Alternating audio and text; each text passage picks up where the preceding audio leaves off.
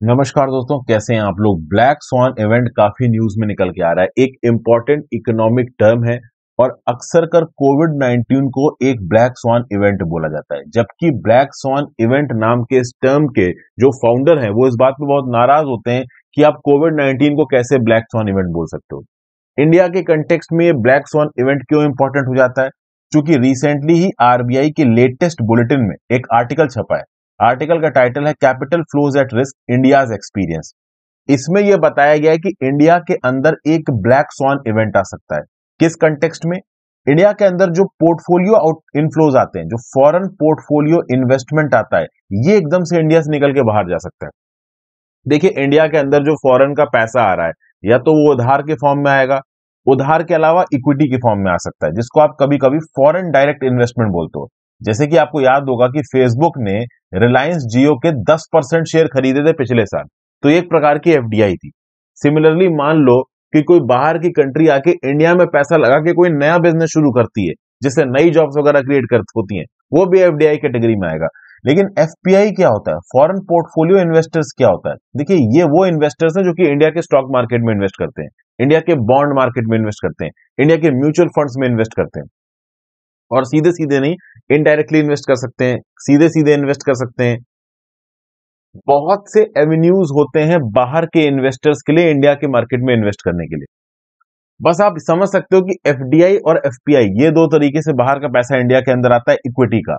और ये दोनों ही प्रकार में फर्क ये है कि एफडीआई लॉन्ग टर्म होता है, इसीलिए हमारी भारत सरकार एफडीआई डिजायर करती है। लेकिन ये जो एफपीआई होता है ये शॉर्ट टर्म होता है, ये एकदम से आएगा, एकदम से बाहर भी निकल जाएगा। तो इंडियन स्टॉक मार्केट में अगर बाहर के इन्वेस्टर्स को लग रहा है कि ज्यादा रिटर्न मिलेगा, वो एकदम से आके पैसा खत्म करेंगे, जब लगेगा कम रिटर्न मिलेगा एकदम से बाहर निकल जाएंगे। अब ये जो पर्टिकुलर आरबीआई का आर्टिकल है वो यही बोल रहा है कि 7.7% ऑफ द जीडीपी तक के फॉरेन पोर्टफोलियो आउटफ्लोज हो सकते हैं। मतलब जिन लोगों ने इंडिया की इकोनॉमी में, इंडिया के स्टॉक मार्केट में आके इन्वेस्ट किया है, वो बहुत सा पैसा लेके इकोनॉमी से बाहर निकल सकते हैं। कितना पैसा? तो हमारे जीडीपी के 7.7% तक का पैसा। तो ये अपने आप में एक बड़ा इशू है। अब एक सवाल आपके दिमाग में उठेगा कि एक्चुअली में बाहर के फॉरेन पोर्टफोलियो इन्वेस्टर्स ने इंडिया के अंदर कितना इन्वेस्ट कर रखा है। तो मैं बता दूं, अभी के लिए जो टोटल स्टॉक है पोर्टफोलियो इन्वेस्टमेंट का इंडिया के अंदर, वो है $288 बिलियन। और जो बिल्कुल ही शॉर्ट टर्म में पैसा आके मार्केट में इन्वेस्ट होता है, वो है $110.5 बिलियन। तो $288 बिलियन है पोर्टफोलियो टोटल स्टॉक, और जो शॉर्ट टर्म ट्रेड क्रेडिट है वो है आपका $110.5 बिलियन। तो अब इसमें से कितना बाहर निकल सकता है? जीडीपी का अगर आप देखो तो लगभग 7.7% कहा जा रहा है। हालांकि ऑन एन एवरेज अगर दुनिया का एक्सपीरियंस देखा जाए, दुनिया में जहां जहां पे भी ब्लैक स्वॉन इवेंट्स आए हैं, फॉर एग्जांपल ये जो ग्लोबल फाइनेंशियल क्राइसिस आई थी यूएस के अंदर 2008 के लगभग, अगर इस प्रकार की क्राइसिस इंडिया के अंदर आ जाती है, या कोविड 19 जैसा एकदम से कुछ हो जाता है, तो ऐसा बताया जाता है कि इंडिया की जीडीपी का 2.6 से 3.6, on an average 3.2% of India GDP एकदम से एफपीओ के फॉर्म में बाहर निकल सकता है। देखिए, परसेंटेज ऑफ जीडीपी के रिस्पेक्ट में ये नहीं है कि इंडिया की जीडीपी कम हो रही है, नहीं। इंडिया के मार्केट में जितना पैसा आके खर्च हो रहा है, इसका इकोनॉमिक मेट्रिक कभी कभी हम as a percentage of GDP calculate करते हैं। तो ओवरऑल जिस प्रकार की क्राइसिस बाकी वेस्टर्न कंट्रीज में आई है, अगर इस प्रकार की क्राइसिस जैसे कि ग्लोबल मेल्टडाउन 2008 का, जो कि यूएस के हाउसिंग मार्केट बबल की वजह से हुआ था, और कोविड 19 जैसी क्राइसिस मान लीजिए एकदम से आ जाती है, तो इंडिया में 3.2% ऑफ जीडीपी जितना पैसा जो कि एफपीआई के फॉर्म में इंडिया के अंदर आके इन्वेस्ट हो रखा है, वो एकदम से मार्केट से बाहर निकल सकता है। ये कितना हो जाएगा? ये लगभग हो जाएगा $100.6 बिलियन सही है। और आरबीआई का पेपर क्या कह रहा है कि 7.7% ऑफ जीडीपी, मतलब $200 बिलियन से ज्यादा का पैसा इंडिया के बाहर जा सकता है। तो अपने आप में आप कह सकते हो कि एक बड़ा इवेंट है, एक खतरनाक इवेंट है। अब इस ब्लैक स्वॉन इवेंट के बारे में समझने की कोशिश करते हैं। इस पर्टिकुलर ब्लैक स्वॉन थ्योरी को नासीम निकोलस तालेब ने दिया था 2001 में, और यह थ्योरी बहुत पॉपुलर हुई थी 2007 में, जब इनकी किताब पब्लिश हुई थी the black sworn, the impact of the highly improbable. मतलब एक ऐसा इवेंट जो बिल्कुल ही इम्प्रोबेबल हो। और मैं बता दूं, जब भी कोविड 19 को ब्लैक स्वॉन इवेंट कहा जाता है ना, गुस्सा आती है नसीम निकोलस तालेब को। नसीम निकोलस तालेब ओपनली बोल चुके हैं कि कोविड 19 ब्लैक स्वॉन इवेंट नहीं है। मतलब कोविड 19 एकदम से आश्चर्य से नहीं आया था। कोविड 19 जैसी क्राइसिस आ सकती थी, ये बहुत लोगों ने प्रेडिक्ट किया था। उस पर हम लोग थोड़ी देर में आते हैं। तो हम समझने की कोशिश करते हैं कि पहले ब्लैक स्वॉन इवेंट होता क्या है। तो देखिए, एक इवेंट जिसके अंदर तीन डिस्टिंग्विशिंग कैरेक्टरिस्टिक्स हो इकोनॉमिक फील्ड में। कौन कौन सी तीन डिस्टिंग्विशिंग कैरेक्टरिस्टिक्स? भाई एकदम ही एक्सट्रीमली रेयर इवेंट है और रेगुलर एक्सपेक्टेशन से बाहर है, मतलब बिल्कुल ही आपने एक्सपेक्ट नहीं किया है कि इस प्रकार का कोई इवेंट आ सकता है, एकदम रेयर इवेंट। एक तो ये कैरेक्टरिस्टिक्स, दूसरा एक बार ये इवेंट आ गया तो तोड़ के जाएगा इकोनॉमी को, इतना खतरनाक है। और तीसरा, इस इवेंट के कुछ एक्सप्लेनेशन दिखने लगते हैं, मतलब ऐसा लगता है कि प्रोबेबल ये इवेंट आ सकता है। जैसे फॉर एग्जांपल इस पर्टिकुलर ब्लैक स्वॉन के इवेंट इंडियन इकोनॉमी में दिख रहे हैं, तभी आरबीआई की अभी रिसेंटली रिपोर्ट निकल के आई जो कि बोल रही है कि ऐसा कुछ हो सकता है। अभी क्या दिख रहा है इंडिया के अंदर ऐसा? तो देखिए रिसेंटली हुआ ये है कि इंडिया के स्टॉक मार्केट से फॉरेन इन्वेस्टर्स 31,430 करोड़ रुपए निकाल ले गए इस महीने में। सोचिए इस महीने में इंडिया के स्टॉक मार्केट से फॉरेन इन्वेस्टर्स ने 31,430 करोड़ रुपए निकाल लिए। और पूरे 2022 की बात की जाए तो पूरे 2022 में फॉरेन पोर्टफोलियो इन्वेस्टर्स अब तक इंडियन इक्विटीज से 1.98 लाख करोड़ विड्रॉ कर चुके।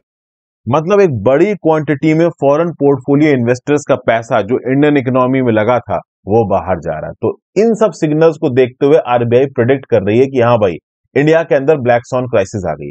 और कौन कौन से सिग्नल मैं थोड़ी देर में बताता हूं। तो नासिम निकोलस तालिब, अच्छा कोविड-19 क्यों नहीं है ब्लैक स्वॉन, ऐसा क्यों बोलते हैं नासिम निकोलस तालिब? नासिम निकोलस तालिब ने तीन कंडीशंस बताई कि भाई एकदम एक्सट्रीमली लेयर और बिल्कुल रेगुलर एक्सपेक्टेशन में नहीं है। नासिम निकोलस तालिब का बोलना है कि भाई कोविड-19 आएगा या कोई इस प्रकार का पैंडेमिक आएगा, ये तो मैं भी प्रेडिक्ट कर चुका था, ये बिल गेट्स भी प्रेडिक्ट कर चुके थे, और बहुत सारे थिंकर्स और आप कह लो एक्सपर्ट्स प्रेडिक्ट कर चुके थे। तो कोविड-19 जैसा इवेंट आया था ये पता था बहुत सारे लोगों को, तो इसीलिए ये बहुत ज्यादा एक्सट्रीमली सरप्राइज वाला नहीं है। रेगुलर एक्सपेक्टेशन में ये प्रेडिक्टेड था कि भाई कोई ना कोई पैंडेमिक आएगा, इसीलिए कोविड-19 को ब्लैक स्वान नहीं मानते तालिब। हालांकि दुनिया भर में कोविड-19 को ब्लैक स्वान कहा जाता है। तालिब का बोलना है कि कोविड-19 व्हाइट स्वान है, मतलब एक्सपेक्टेड था। अब ये ब्लैक स्वान व्हाइट स्वान का मतलब क्या है समझिए। देखिए क्या था ना कि 1697 तक सारे यूरोपियंस को लगता था कि ये जो स्वान्स होते हैं केवल व्हाइट होते हैं, खूब खाते थे इनको दबा के, ठीक है ना। तो स्वान्स इनको व्हाइट लगते थे। एकदम से क्या हुआ कि ऑस्ट्रेलिया में एक डच सॉइलर को एक काला स्वान मिल गया, तो एकदम से आश्चर्यचकित हो गए यूरोपियंस जिनको ये लगता था कि जो स्वान है वो केवल सफेद कलर का है, वो काले कलर का भी होता। तो ये आश्चर्य की बात थी। उसी से यहां पे जोड़ दिया गया कि भाई एकदम से अगर इकोनॉमिक फील्ड में कोई बहुत आश्चर्य वाली एक्टिविटी हो जाए तो उसको एक ब्लैक स्वान इवेंट बोलते हैं। तो भाई ग्लोबल फाइनेंशियल क्राइसिस आ गई 2008 की, तो भाई एकदम आश्चर्य वाला काम हो गया, ब्लैक स्वान इवेंट हो गया। अमेरिका के वर्ल्ड ट्रेड सेंटर में दो हवाई जहाज जाके घुस गए, इकोनॉमिक मार्केट कोलैप्स कर गया पूरी दुनिया में, तो एकदम आश्चर्यचकित। किसी को तो ना पता था कि भाई यहाँ पे प्लेन आके बढ़ने वाले हैं, समझ गए बात को। तो एकदम से कुछ सरप्राइजिंगली इकोनॉमी की फील्ड में ऐसा हो जाए जो कि खतरनाक इंपैक्ट छोड़ जाए और आपको पता ही ना हो कि होने वाला है, इसको आप ब्लैक स्वान इवेंट बोलते हो। इसीलिए तालिब कोविड-19 को ब्लैक स्वान इवेंट नहीं मानते। ये जो किताब थी ना तालिब की, the black swan the impact of the highly improbable, जिसमें प्रॉपर तरीके से जो ब्लैक स्वान की जो थ्योरी थी वो पॉपुलराइज हुई थी, इसको संडे टाइम्स ने वर्ल्ड वॉर 2 से लेकर अब तक की 12 बेस्ट किताबों में माना है, 12 मोस्ट इन्फ्लुएंशियल किताबों में माना है।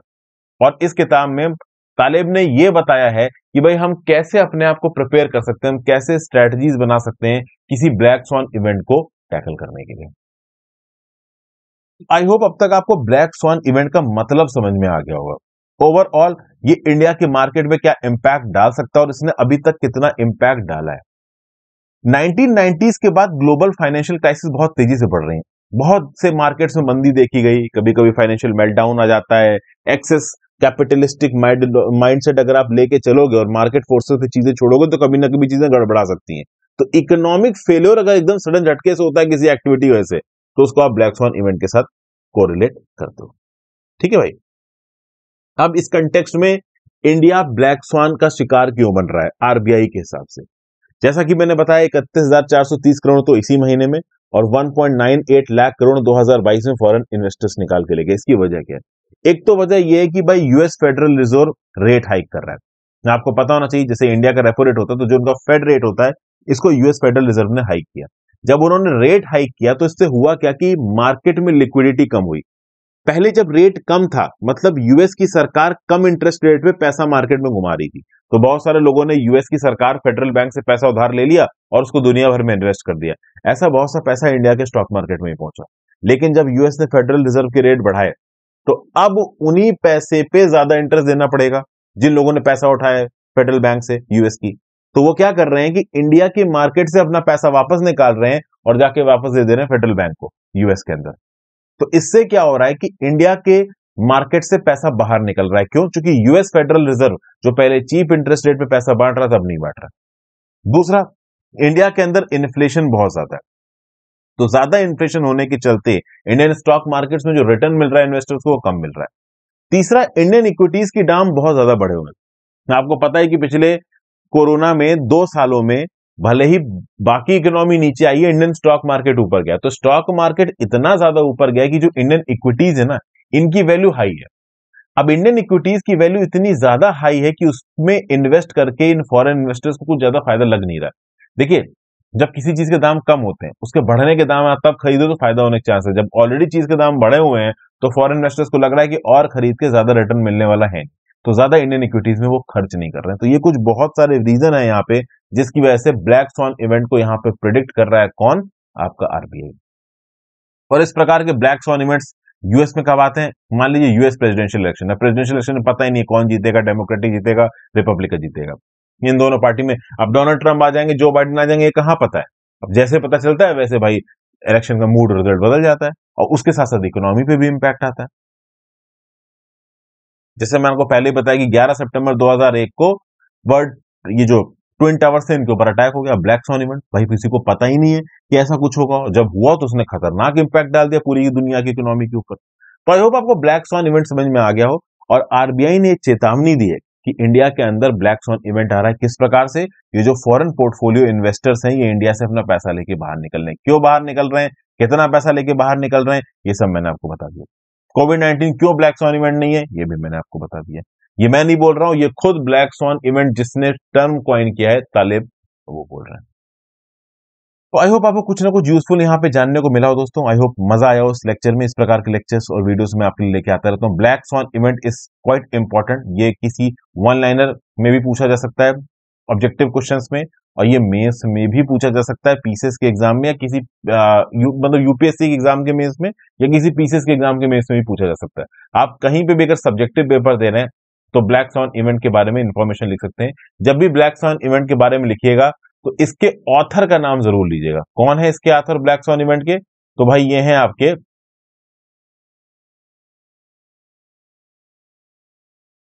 नासिम निकोलस तालिब। 2001 में ये पर्टिकुलर थ्योरी इन्होंने दी थी और ये थ्योरी इनकी 2007 की किताब में छपी थी। अब इस थ्योरी को ओवरऑल या इस इवेंट को ओवरऑल आरबीआई रिसेंट रिपोर्ट में कोट कर रही है और कह रही है कि इंडिया के अंदर भी कुछ ऐसा ही ब्लैक स्वॉन इवेंट है।